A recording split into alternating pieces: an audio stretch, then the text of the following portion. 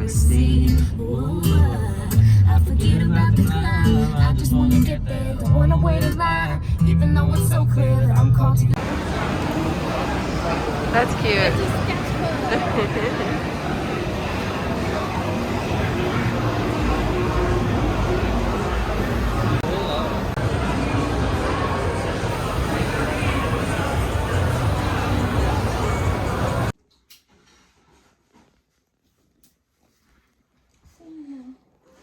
Hey girl. Hey.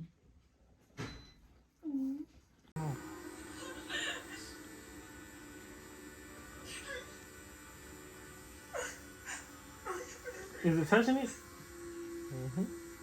Oh my God, I don't feel nothing. You don't feel nothing?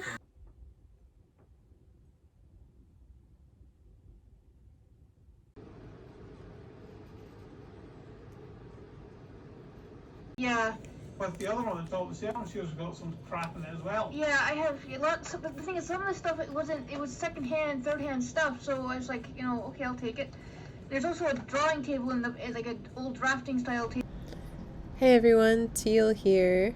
So we had a pretty uneventful past couple of weeks.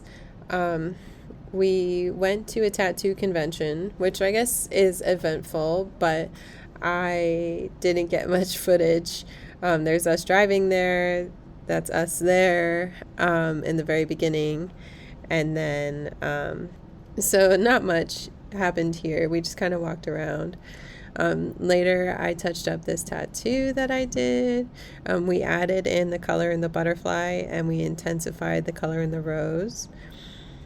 And then Jazz did some tattooing.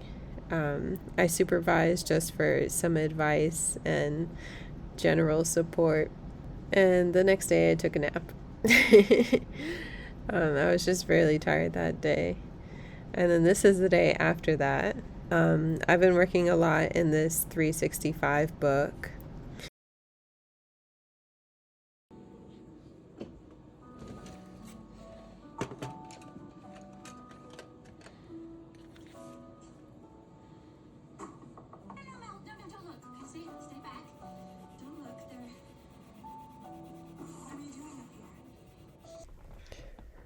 So this next page was fun.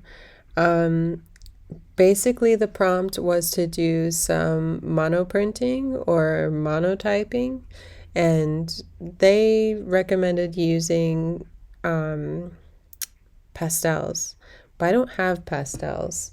So I did some research and I was trying to find something that I could do. And then I found that you could do the same thing, like same exact thing with colored pencils. And so the point is you color on one side of a paper, and like I pressed really hard to make sure there was a lot of color there. I was using Prismacolor color pencils, so nothing special or crazy. So you color in a whole area however you want. So I very randomly picked colors. I did stick with a lot of warm colors because I was just feeling like warm and pinky. Maybe because spring is here. And then I dropped in some bright blue to kind of, I don't know, make it fun. I'm trying to be fun with colors. And so then after this part, basically what happens is you turn the paper over and put it on the page, and you use something hard like a ballpoint pen and you draw on the back of this paper that you just colored. And basically what it'll do is it'll transfer the color onto the page underneath, like in this case the book, where you write. So I just drew an apple. It was the first thing I thought of. And this process was so fun that I continued it in my sketchbook, actually. If you don't know, this book is called 365 Days of Creativity.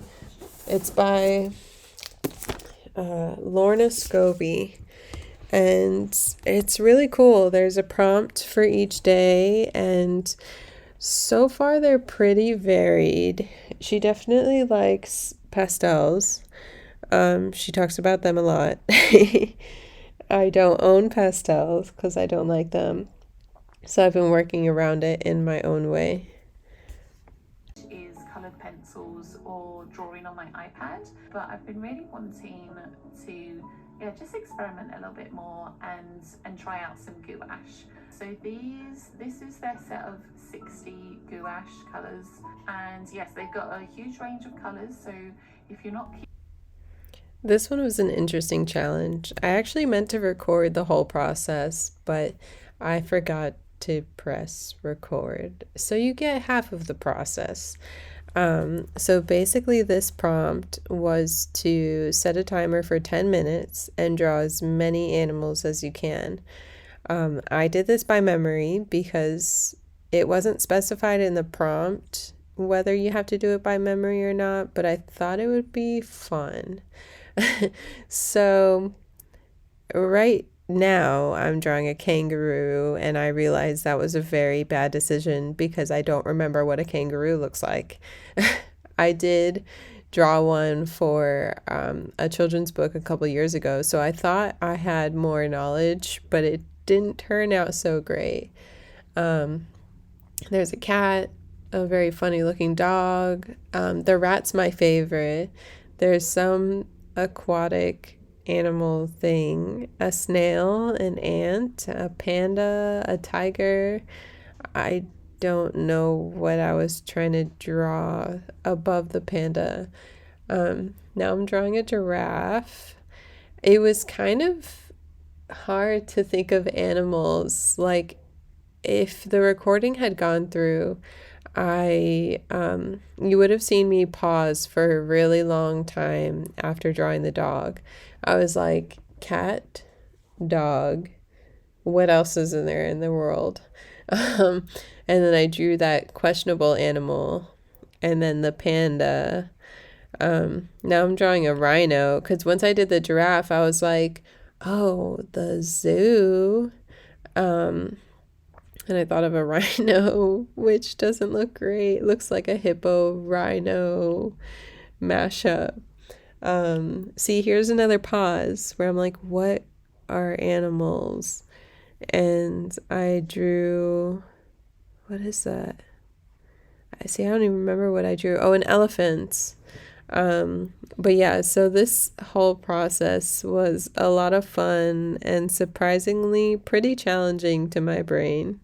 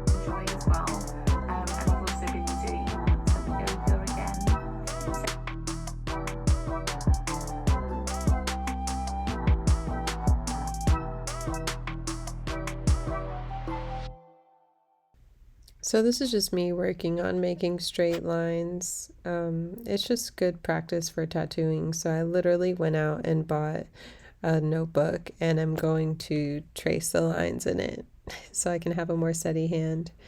And on this day, I got a new hard drive because I got a MacBook now, and my old hard drive, I didn't want to go through the work of repartitioning it to work on Windows and Mac and all that nonsense. So I got this one. It's a chunky boy, 5 terabytes.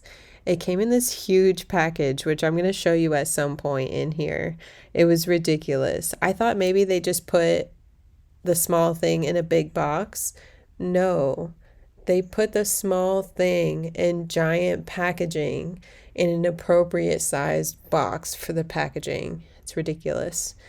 So I pulled out my sketchbook, I pulled out my scanner to scan my sketchbook and the 365 days of creativity. There's the packaging. But turns out my scanner is too archaic for MacBooks. I was able to find a workaround for my Surface, which is a Windows computer, but there's not a workaround for this one, unfortunately. So I resorted to my HP printer, which proceeded to give up on me, crash after 30 scans, and then I just decided to take pictures with my phone because I was over it. And these are for my patrons. But yeah, that's all. Thanks for hanging out. Bye.